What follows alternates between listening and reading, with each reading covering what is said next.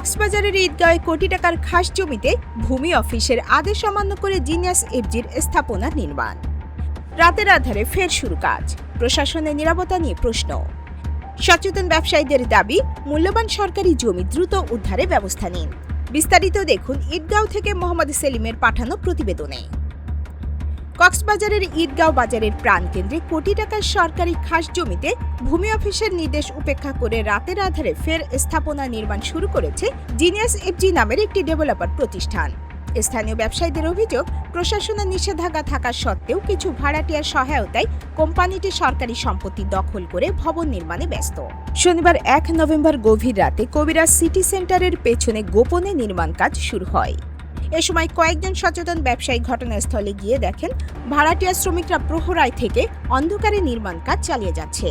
বিষয়টি জানাজানি হলে এলাকায় ক্ষোভ ছড়িয়ে পড়ে। স্থানীয় ব্যবসায়ীরা বলেন, যদি সত্যিই জায়গাটি তাদের বৈধ মালিকানাধীন হয় তাহলে রাতের আধারে কাজের কি দরকার। তারা দ্রুত খাস জায়গা উদ্ধারে প্রশাসনের হস্তক্ষেপ চান। ইউনিয়ন ভূমি কর্মকর্তা আব্দুল জব্বার বলেন, আমি পরিমাপ শেষ না হওয়া পর্যন্ত নির্মাণ কাজ বন্ধের নির্দেশ দিয়েছিলাম। যেভাবে কিছু ঢুকে কি ঢুকে না, এটাতে হাত জায়গা আছে, আমরা 100% নিচ্ছি না। নিচ্ছি, ঠিক আছে, তারা হচ্ছে হারা নাই চেঞ্জ করে তো তবে এখন আর হয়তো নভেম্বর আগে এখন তো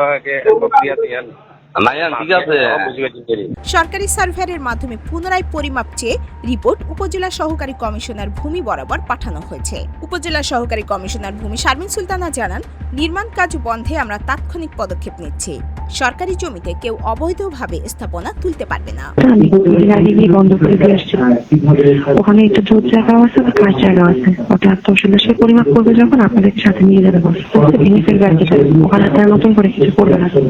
জানা গেছে, প্রায় 1 বছর আগে স্থানীয় বাসুদের মালিকানাধীন জমিতে জিনিয়াস এফজি নামে ডেভেলপার প্রতিষ্ঠানটি চুক্তিভিত্তিক ভবন নির্মাণ শুরু করে, কিন্তু সেই বেসরকারি জায়গার সঙ্গে প্রায় 3 শতক সরকারি খাস জমিও জুড়ে ফেলে তারা।